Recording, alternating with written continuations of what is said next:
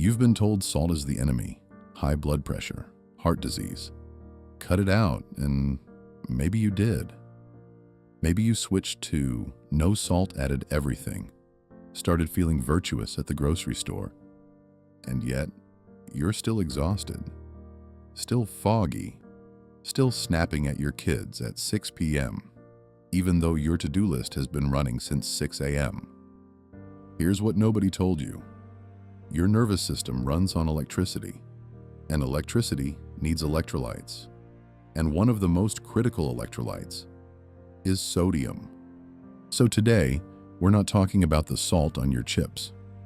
We're talking about what salt actually does inside your brain and nervous system, and why getting it wrong might be making your stress, your fatigue, and your anxiety. This one might genuinely change how you think about your health.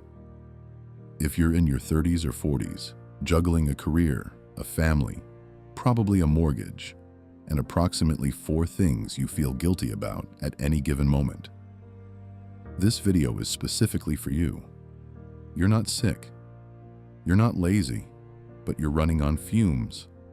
And the standard wellness advice, sleep more, stress less, meditate, sometimes feels like being told to just relax while you're on fire. What we're going to talk about today is physiology, how your nervous system actually works, what it needs to function, and how something as simple as sodium can be genuinely transformative. When you understand it, this isn't about eating junk food. This is about being smarter than the fear around salt. Your nervous system is your body's communication network. Every thought, every emotion, every movement, it all comes down to electrical signals firing between neurons. Now, how does electricity move through the body? Through a difference in charge on the inside versus outside of your nerve cells. Here's the key. Sodium is the primary ion that creates this electrical charge differential. When sodium rushes into a neuron, it triggers what's called an action potential, the electrical impulse that carries information across your nervous system. No sodium? The signal gets weak, sluggish, incomplete. Think of it like trying to make a phone call with terrible reception. The call gets through, sort of, but it's broken, delayed, frustrating. That's what a sodium-depleted nervous system feels like from the inside. Brain fog, fatigue, slower reaction times, mood instability. And here's what makes this especially relevant to you, the person living a high-output urban life. Chronic stress depletes sodium. When your body activates the stress response, cortisol spikes, adrenaline kicks in. Your kidneys are signaled to excrete more sodium. The more stress you're under, the more sodium you lose. And the more sodium you lose, the harder it is for your nervous system to recover from that stress. It becomes a loop. Stress leads to sodium loss. Sodium loss impairs nervous system recovery. That makes you more sensitive to stress, which burns through more sodium. Round and round. Let's get specific. Here are the key ways sodium supports your neurological health. First, signal transmission. Sodium is essential for the electrical signals that make your nervous system work. Every time you feel focused, every time you have a fast, clear thought, sodium is involved. When levels drop, cognitive speed slows. It's not your intelligence, it's your chemistry. Second, regulating the autonomic nervous system. Your autonomic nervous system has 2 modes you've probably heard of: fight or flight and rest and digest. Sodium plays a role in how your body shifts between these modes. Research suggests that low sodium can actually bias the nervous system towards staying in fight or flight, making it harder to genuinely relax, sleep deeply, or feel calm even when life is objectively fine. For the person who lies in bed exhausted but wired, this is worth knowing. Third, adrenal support. Your adrenal glands, the ones producing cortisol and adrenaline, have a strong relationship with sodium. When sodium is chronically low, the adrenals actually work harder to regulate fluid balance, adding to the overall hormonal load your body is already managing. For people experiencing that burned out, slowed awake, crashes in the afternoon feeling, sodium intake is frequently one of the first things practitioners address. Fourth, muscle and nerve coordination. This isn't just about thinking, it's about doing. Every voluntary movement requires your nervous system and muscles to communicate. Sodium facilitates this. Low sodium can show up as muscle cramps, weakness, and that unsettling feeling of your body not quite responding the way it should.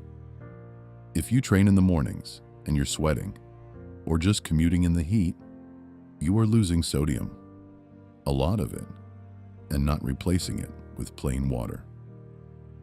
Fifth, and this one surprises people, mood regulation. Sodium affects how serotonin and dopamine pathways function. Animal studies have shown that sodium-deficient subjects display behaviors consistent with depression and anxiety. The human research is still developing, but the mechanistic logic is solid. A nervous system running on inadequate electrolytes is a nervous system under strain, and that strain shows up emotionally. Now I want to be direct with you here, because this isn't a video advocating for reckless salt consumption. There are people who genuinely need to limit sodium.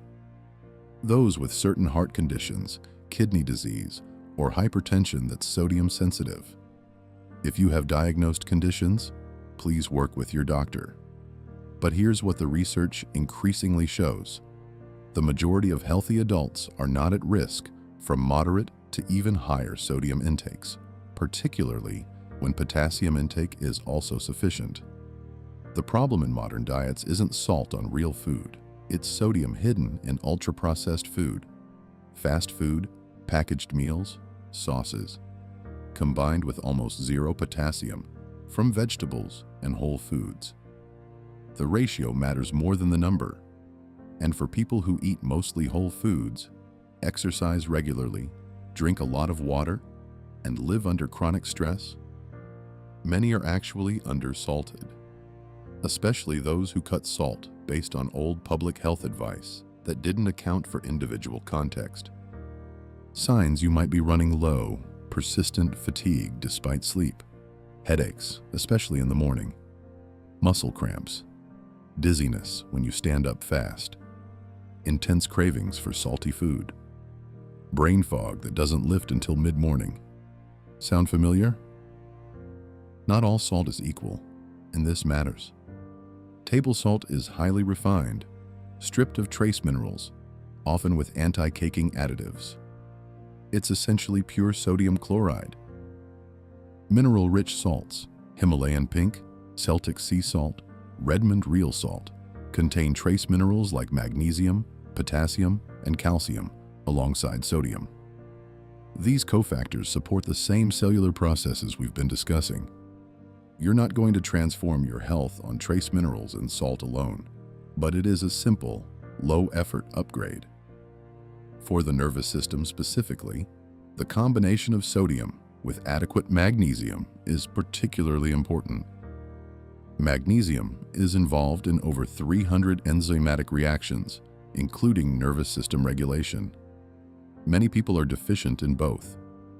A practical starting point: add a pinch of quality mineral salt to your water in the morning, especially if you drink coffee, which is a mild diuretic that accelerates sodium and magnesium excretion. All right, let's land this practically. Here's what this actually looks like for your life. 1. Salt your food to taste. With real food, if you're eating whole foods, don't be afraid of salt. Season properly. It makes food more satisfying, which means you're less likely to overeat. 2. Morning electrolyte ritual. A glass of water with a pinch of mineral salt and a squeeze of lemon first thing is one of the simplest nervous system supports you can do, especially before coffee. 3. Replenish after sweating. If you work out, take hot showers, or spend time in heat, you're losing sodium. Plain water alone won't replace it. Add electrolytes. 4. If you're chronically stressed, prioritize this more, not less. The busier and more pressured your life, the more your body is burning through sodium to fuel that stress response. 5. Pair sodium with potassium. Eat vegetables, avocados, sweet potatoes, leafy greens, high in potassium, which works in partnership with sodium to keep your nervous system in balance. We live in a culture that tells us more restriction is always more virtuous. Cut the carbs, cut the fat, cut the salt. And sometimes restriction is the answer. But sometimes, especially for people working hard, raising families, moving fast through demanding lives, the answer is actually giving your body more of what it needs to function. Your nervous system is not asking for a detox. It's asking for building blocks. Sodium is one of them. If this shifted something for you, share it with someone who's always exhausted and can't figure out why. And if you want to go deeper on this kind of real physiology for real life content, subscribe. That's exactly what this channel is about. I'll see you in the next one.